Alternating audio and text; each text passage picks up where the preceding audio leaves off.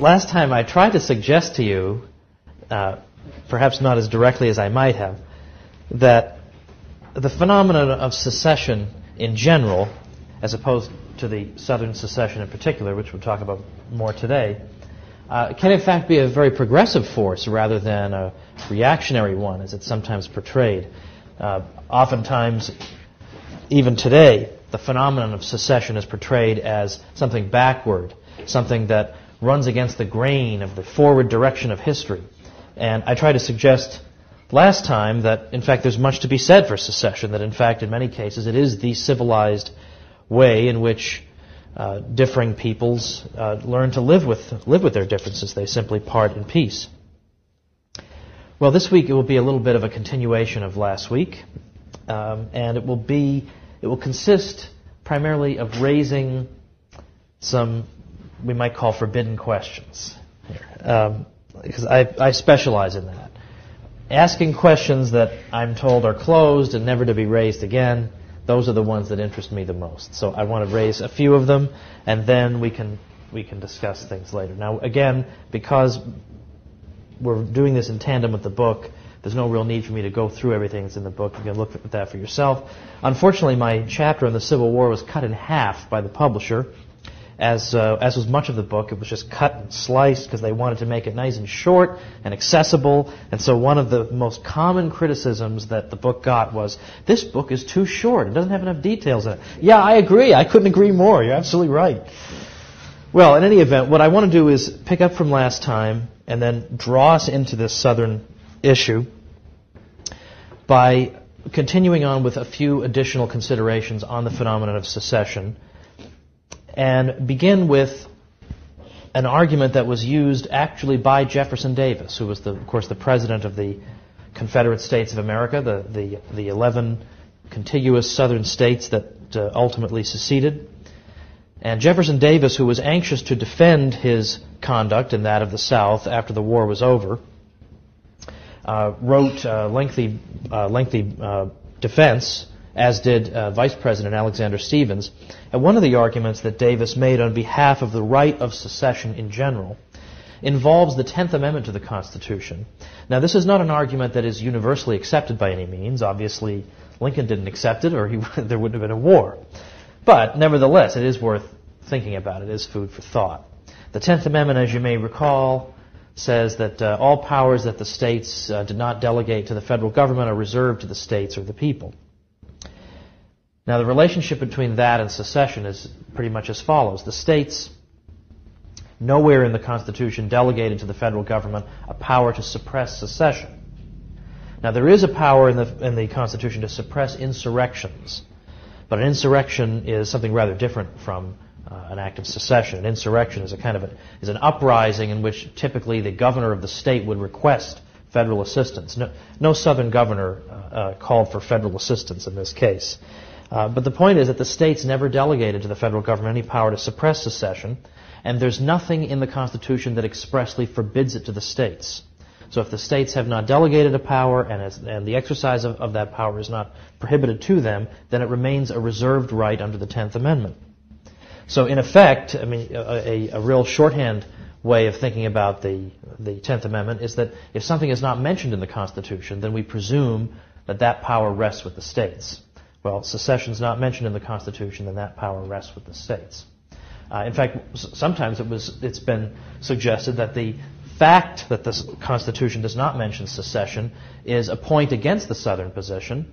But what I'm suggesting is that, from the Southern point of view, that's a point in favor. It's precisely because it's not mentioned in the Constitution that it's assumed to be a power of the states.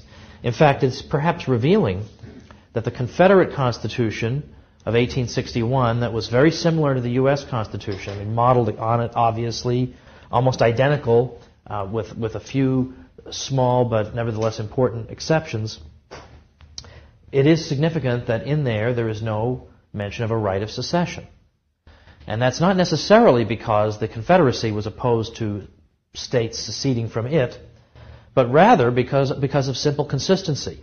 If the Southern states had said that there's no need for an express allowance of secession in the governing document in order to make it legitimate, then they wouldn't have to put one in their own document. If they had, then they would be implicitly admitting they'd been wrong in the first place. So there's the argument from the 10th Amendment that was offered by Davis and then has been picked up by others. There are other arguments I might mention. One of them is drawn from the reading that I assigned for last time, and that's the argument that there were at least several attempts around the time of the Southern secession to amend the Constitution in order to clarify its position on secession. Again, the document is silent on the question. So there was an attempt to clarify what is the constitutional position. And for instance, just to give one of those several examples, Representative Thomas Florence of Pennsylvania introduced in January 1861 a proposed amendment to the Constitution that provided that, quote, no state or the people thereof shall retire from this union without the consent of 3/4 of all the states, unquote. Well, the importance of this example and others that were like it is that if it was clear to everybody that secession was simply prohibited, then it doesn't seem that there would be any need to clarify the document. I mean, if secession is prohibited, then why would you amend the Constitution to say nobody can secede without the consent of 3/4 of the states, if everybody just knows nobody can secede? And it is relevant that John Marshall, who was Chief Justice of the Supreme Court from 1801 to 1835, had said in the famous case of Gibbons versus Ogden that limitations of a power furnish a strong argument in favor of the existence of that power. So that is to say, when we see the power of secession being limited in these proposed constitutional amendments, according to Marshall's reasoning, although I'm sure he himself didn't favor secession, but according to his reasoning here, the very fact that there was an attempt to limit the power of secession strongly implied the existence of that power in the first place. Another argument that is raised in the article that you read is this one. I'm not as persuaded by this one as I am by some of the others. The argument is this: the war ends, and I'm going to give away the punchline, and the northern states win. But when the war is over, the southern states, as one of the conditions for their, I guess we might say, readmission to the Union, although even that language is problematic because in Lincoln's perspective, they never seceded in the first place. So he would never say readmission. But for convenience, we'll say readmission. One of the requirements was they had to relinquish the right of secession. The southern states had to expressly relinquish that right. And the professor whose article you read raises the point, how could the southern states be required to relinquish something unless they had it in the first place? Again, the fact that they are being required to give it up strongly implies they must have possessed it in the first place. Now, the reason I'm not persuaded by that, although I think it's at least worth considering, is that probably what was happening is that the U.S. government just simply wanted to dot every I and cross every T and make absolutely certain that everybody understood what was going on. I don't think they were necessarily conceding that there had been a right of secession. I think they just simply wanted to make absolutely clear that there sure isn't one now, at least for the states that are returning. Now, we also have the fact that there are a great many illustrious figures from American history who are on record as being in favor of a legal right of secession. And I cite at least several of them in the book, and one of them is William Rawle, who's got a book called A View of the Constitution from 1825. Now, it's not any big deal that William Rawle wrote a book in 1825 in which he argued, among other things, that as a last resort measure, the states did possess a right of secession. That's not that significant because any bozo can get a book published, and the fact that he publishes one is not significant. What's significant is who the guy is and who was reading his book. Rawle was not known for being a supporter of the rights of the states. He was a so-called capital F Federalist. He was a supporter of a strong central government. So you would not expect him to favor a right of secession, but yet he concedes in his book that, in fact, one exists. But secondly, it seems to be the case anyway, although this is somewhat disputed, but it seems to be the case that from 1825 until 1840, Rawle's book, A View of the Constitution, was the constitutional law textbook that was used at West Point, which was, the most influential military academy in the U.S. So it is perhaps not without significance that those men were reading a book that allows for the right of secession. There are still others. There's Thomas Jefferson. I love driving people crazy with this. There's one particular person, I won't mention his name, who's constantly disputing with me the idea that Jefferson favored secession. But he said it repeatedly. I mean, like throughout his career, he said it repeatedly that although he didn't necessarily favor it at any given time, he did believe that as a last resort, again, it could be done. I mean, he said in one of his inaugural addresses that the time for separation has not yet come. He doesn't say that there is no such thing as separation. He also said that if it should turn out that for matters of practicality or whatever reason that it's better that we be 2 or 3 confederacies, then let it be so. There's no point in making an idol out of the Union and waving incense before it. The Union is just a practical arrangement. It's not a god. We have William Lloyd Garrison. Now, Garrison, remember, I mentioned, 2 weeks ago, was the best-known abolitionist in America, probably.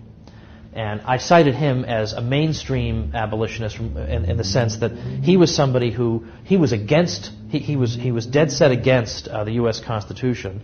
And when I say he's a mainstream abolitionist, what I mean is that among abolitionists, they were all abolitionists per se are kind of extreme, but among them, he was in the mainstream in believing that the Constitution was very much to be criticized because it supported slavery.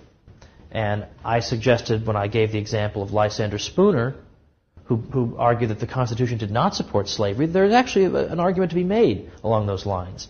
The point I want to make here is that Garrison, in fact, had long called for the secession of the northern states from the Union. In fact, his slogan was, "No union with slaveholders." And he required that members of the American Anti-Slavery Society, take a pledge that they would work toward the dissolution of the American Union. Now, this is very radical stuff, but Garrison's position was motivated by 2 factors. The first was that Garrison was a moral purist. He believed that he and all of the North were tainted with the sin of slavery by virtue of their association with the southern states and the fact that they had to go along with the fugitive slave clause. And he didn't want to be tainted then that way. Let these sinners go in their own way. Let them go, and we're going to have our own country. But secondly, it was a more practical reason, not just idealism, but practicality motivated Garrison. His view was that if you have the northern states leave the Union, then they are no longer part of the United States and therefore not obligated to return runaway slaves because they're not under the same Constitution any longer. So slaves could run away up north and there'd be no obligation to return them.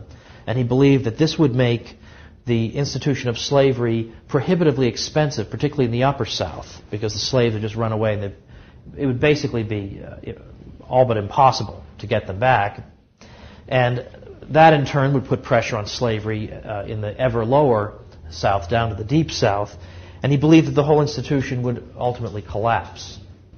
And I cite at the end of the Civil War chapter that in fact something sort of like this is exactly what happened in Brazil, where there was a part of the country where slavery had been abolished and there was no legal recognition of the institution. So the slaves fled there, nobody could get them, and the institution collapsed peacefully. So peaceful resolution of the slave question, Garrison believed could be brought about through secession. Interesting. It's worth noting, by the way, that a lot of the most conservative Southerners, planters who felt like they had a lot to lose, tended to be the least in favor of secession, precisely for this reason. It was going into the unknown. Who knows what could happen to slavery in these new circumstances or in the turbulence that could follow secession? At least in 1860, at least they had the Supreme Court on their side. They had the Dred Scott decision. They had a lot of things going for them. The prospect of secession was really unclear what it would lead to. We also have Alexis de Tocqueville, who's significant because he is far and away the most perceptive foreign observer of the United States ever. I mean, his book, Democracy in America, which came out in the 1830s, has pretty much, as far as I know, has never been out of print. And, that's pretty good. I mean, given that most books, you look in the remainder bin 3 years down the road, and there they are for $2.99, it's pretty significant that Tocqueville's book stays in print because he was a Frenchman, he was viewed as being the most knowledgeable and insightful observer of American affairs. What did Tocqueville say about this subject? He said, "The Union was formed by the voluntary agreement of the states, and these, in uniting together, have not forfeited their sovereignty, nor have they been reduced to the condition of one and the same people." Exactly what I argued last week. "If one of the states chose to withdraw its name from the contract, it would be difficult to disprove its right of doing so." And in fact, so influential was Tocqueville that the great British classical liberal Richard Cobden, who was a great libertarian who had helped to work against the Corn Laws in England, which had made food artificially expensive for the average man, and so on and so forth, Cobden immediately accepted Tocqueville's analysis and said that this does seem to be the correct position.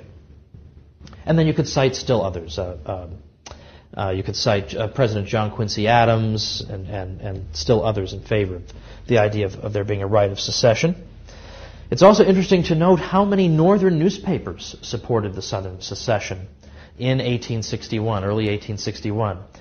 You see newspapers in New York, Massachusetts, Maine, all over the place, Illinois, Ohio, Indiana, writing articles and editorials saying that, in effect, if it was legitimate for the 13 colonies to separate from Britain, then it's at least as legitimate for the southern states to secede from the United States. This is the principle on which the country was founded. If it was in fact founded on principles, surely this is one of them.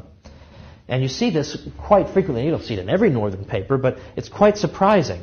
If you've been led to believe that secession is just some strange doctrine that the Southerners dreamed up one day, it would seem surprising.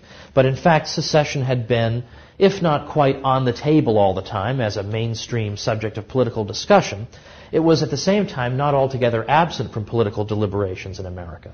In fact, throughout the 19th century, you would periodically hear the topic of secession raised.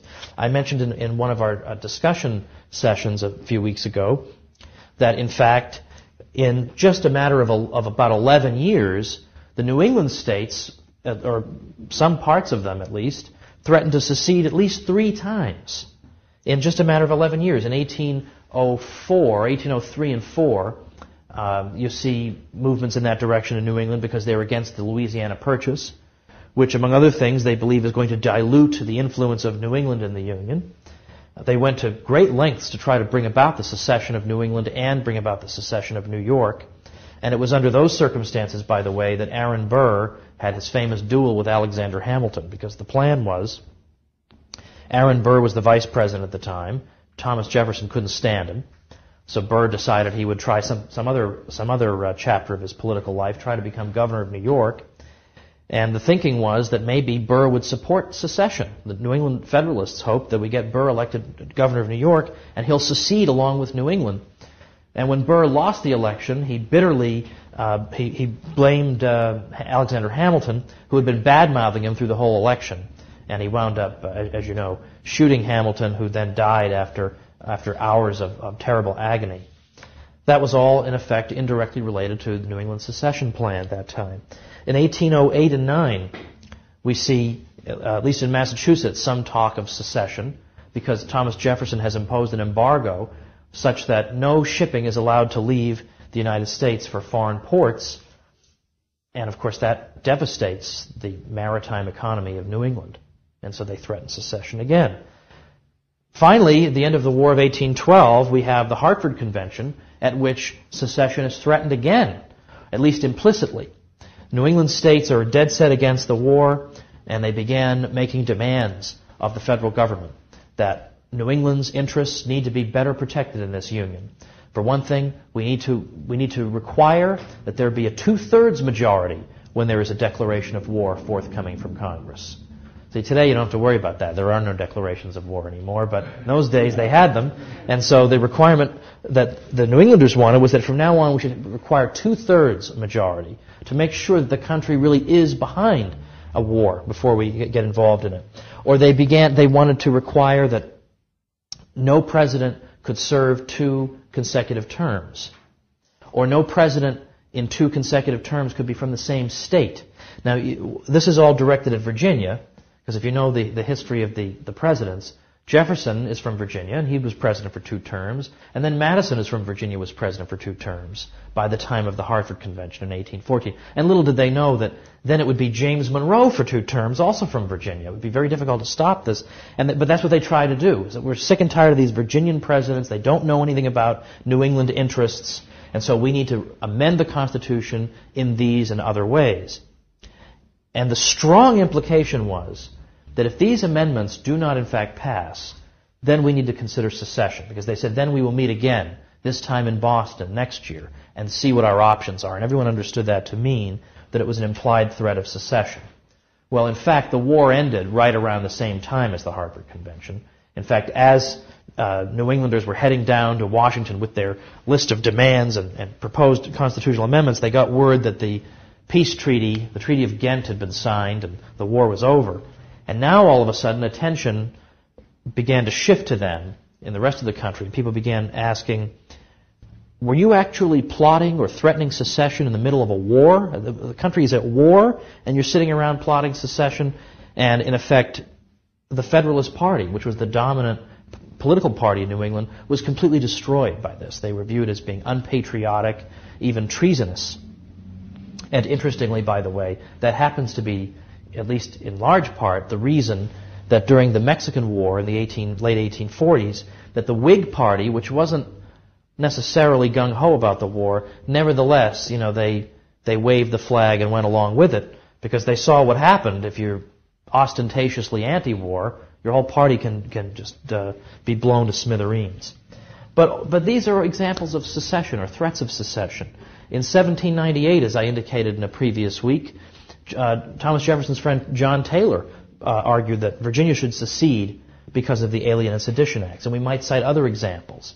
There were murmurings of Massachusetts secession over the admission of Texas into the Union as a slave state in the 1840s. So it's not as if this just comes out of nowhere. A bunch of crazies think it up in 1860 and 61. It's a part of the American political conversation.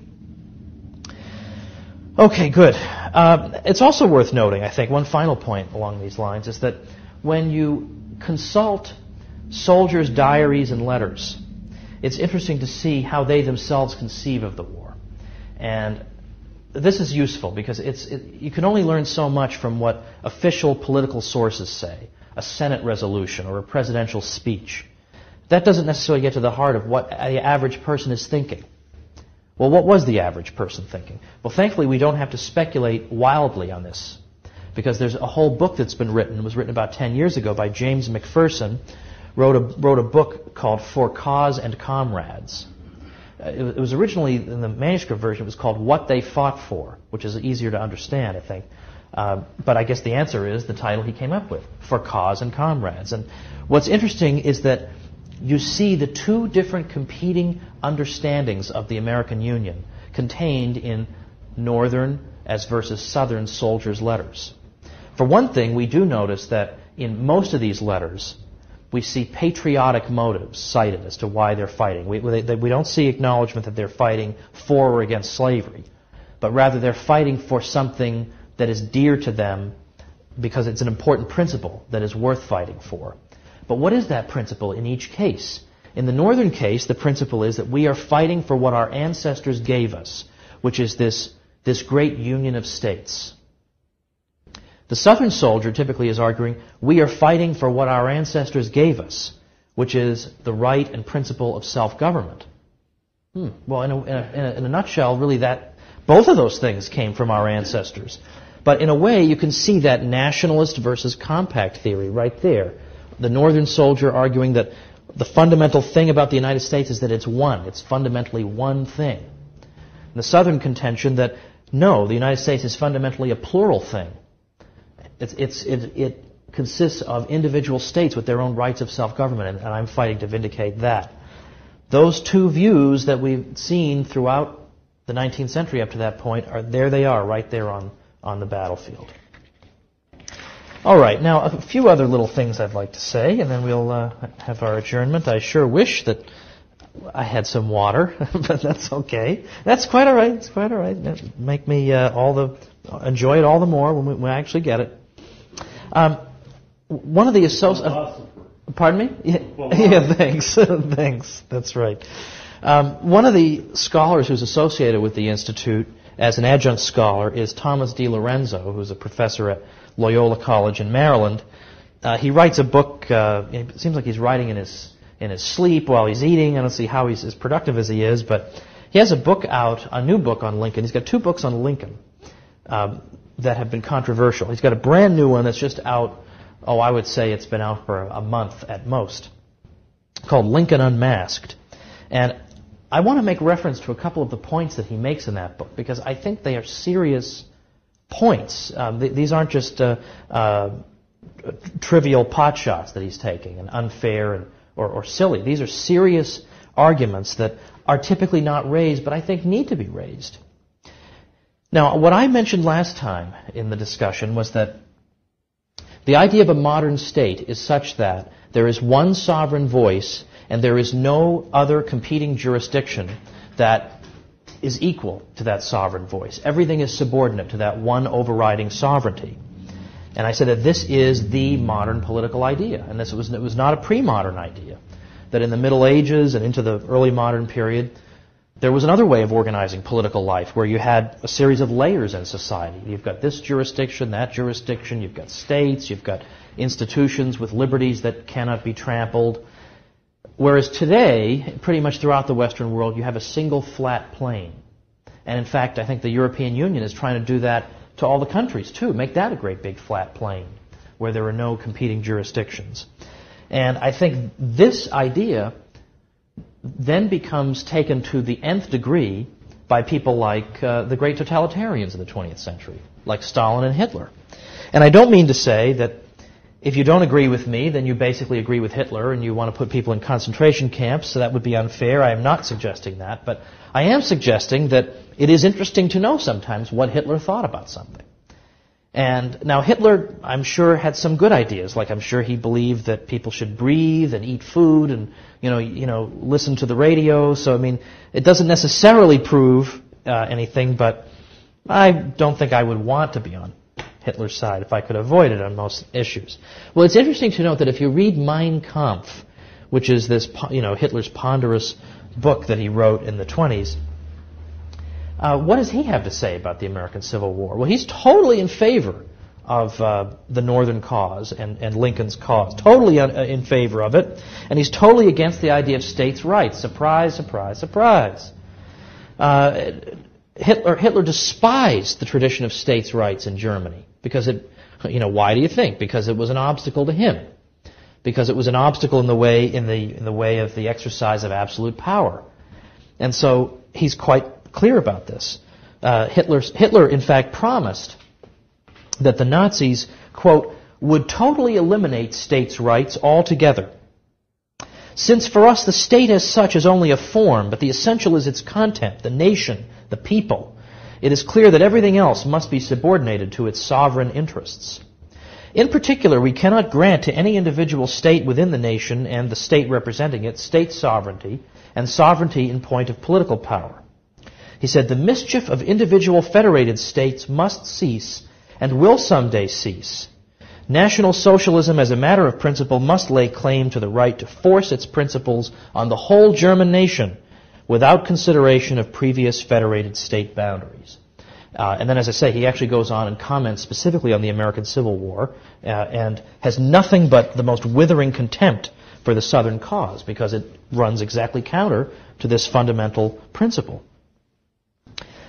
Another important contribution of the DiLorenzo book is that DiLorenzo is interested to look at how the Lincoln kind of mythos, you might say, is being employed today. Like what purpose it serves today. There are no slaves in the country to free, so why would people refer to Lincoln? What purpose does it serve? Well, it so happens that the Lincoln legacy, because it involves so many departures from settled law, such as throwing tens of thousands of political prisoners in jail, or shutting down 300 opposition newspapers, or censoring telegraph messages. Well, as a result of that, the Lincoln legacy can be and has been cited on behalf of all manner of political atrocities, from the decimation of civil liberties to the waging of war against civilian populations. the religious veneer of Lincoln's political rhetoric seared into the American consciousness the idea of the U.S. government as an instrument of God's will to be employed without mercy against any force so impious as to resist that holy will. This conception of the federal government works even for politicians who might feel uncomfortable with openly religious language. The idea of a righteous central authority steamrolling all opposition, ipso facto wicked and perverse, of course, as part of the inevitable forward march of history, fits quite nicely into just about any nationalist agenda, left or right. This is why the Lincoln myth is so stubborn, so resistant to evidence, and so difficult to overturn. The entire American political class has a vested interest in its preservation. Eric Foner, the Marxist professor of history who has spent much of his career at my old alma mater, Columbia University, has even cited Lincoln on behalf of the preservation of the Soviet Union.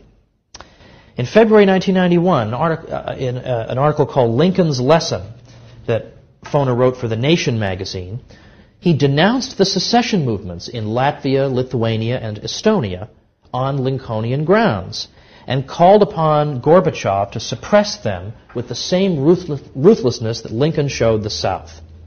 According to Foner, quote, no leader of a powerful nation should tolerate the dismemberment of the Soviet Union. And he said, the Civil War was a central step in the consolidation of national authority in the United States. The Union, Lincoln passionately believed, was a permanent government. Gorbachev would surely agree. Well, for all the talk about slavery, there it is in a nutshell. The Civil War and Lincoln's legacy involved the violent suppression of independence, exactly what Foner wanted to see in the Soviet Union. I mean, what better condemnation could we ask for than that? Now again, I refer you to some of the violations of civil liberties that are at least briefly referred to in the book, and it's important to remember these, and it's important not to say, well, Lincoln had to do this, and well, what else is he going to do? Of course, he had to throw people in jail and this and that. The point to make here is that Lincoln has now provided the ideal pretext for anybody since then to do things like that. Because Lincoln is viewed as almost a demigod, people can simply say, well, even Lincoln did thus and so. So how can you object? Even Lincoln censored the telegraph messages. Even Lincoln suspended the writ of habeas corpus. So how can you object to it? So in fact, when over the past year the controversy involving wiretapping developed, it was just only a matter of time. You had to just sit not too long to wait for the even Lincoln did it crowd to start making their arguments. And sure enough, Republican Party loyalists began making precisely this argument. Well, how can you object to what George W. Bush is doing? Even Lincoln did this. And so there it is. That's why they love him. They love him. It's a pretext for everything. Now, the DiLorenzo, incidentally, raises a good and useful response to that. It's okay because even Lincoln did it and it's wartime and you got to do what you got to do argument. He quotes Supreme Court Justice David Davis, who was a personal friend of Lincoln, from the 1866 case Ex parte Milligan, in which he wrote, the Constitution of the United States is a law for rulers and people, equally in war and peace, and covers with the shield of its protection all classes of men at all times and under all circumstances. No doctrine involving more pernicious consequences was ever invented by the wit of man than that any of its provisions can be suspended during any of the great exigencies of government, unquote.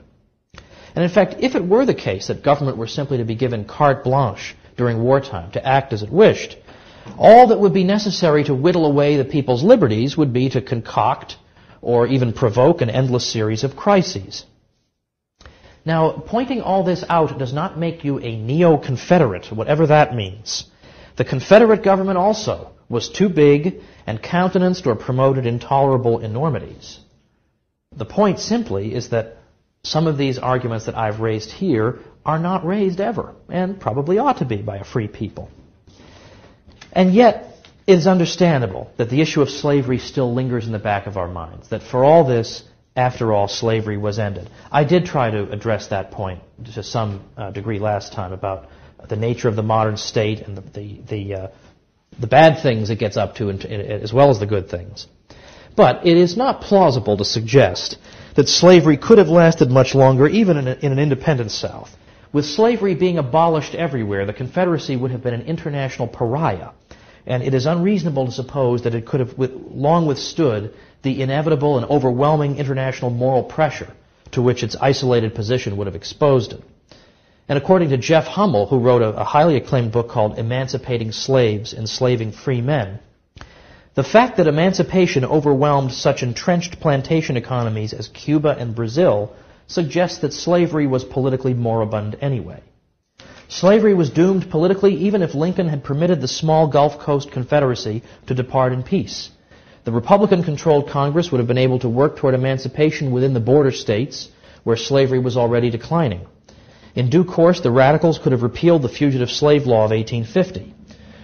With chattels fleeing across the border and raising slavery's enforcement costs, the peculiar institution's destruction within an independent Cotton South was inevitable.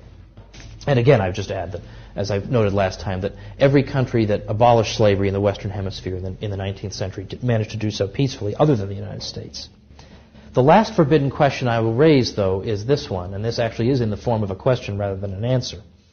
And that involves trying to think about the alternate universe in which the South had peacefully seceded. What would have happened?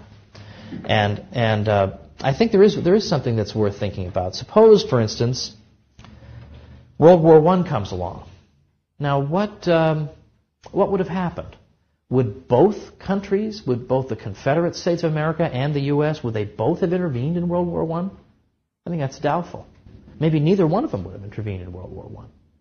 And it is not a crazy theory, but quite mainstream to suggest that World War I ushered in countless horrors in its wake. It gave impetus to the Nazi movement, certainly, because the Versailles Treaty embitters the German population, and they just become sitting ducks for a hyper-nationalistic politician like Hitler to exploit their resentments over Germany's treatment. It was in a way, the handmaid of the Bolshevik Revolution, World War I. The strains that war exacted from the civilian population and the fighting forces were too great for the regime to survive. And so a terrible, lawless Tsarist regime gave way to an even worse and more lawless Bolshevik regime. There is practically no trend in Europe that was not shockingly exacerbated by that conflict. And particularly when Woodrow Wilson decided to involve the United States in it, that seemed to tip the balance such that it now became possible to impose this type of bitter settlement upon Germany. Well, what would have happened if there had been two unions in this geographical territory now called the United States? What would have happened? Maybe one of them wouldn't have entered the war. Maybe then you wouldn't have had it tip so heavily in one direction. Maybe you wouldn't have had all these unfortunate trends being exacerbated quite so badly. I mean, there are so many things to consider in this what-if universe that we are not permitted to entertain because it is taken for granted that the one moral position to take was the suppression of secession. Maybe it wasn't, and maybe this opens up a whole field of other possibilities and other ways that the unfortunately tragic 20th century might have unfolded. Well, that's what I leave with now. Well, I just run to get some water, and then we will resume when I can. Okay.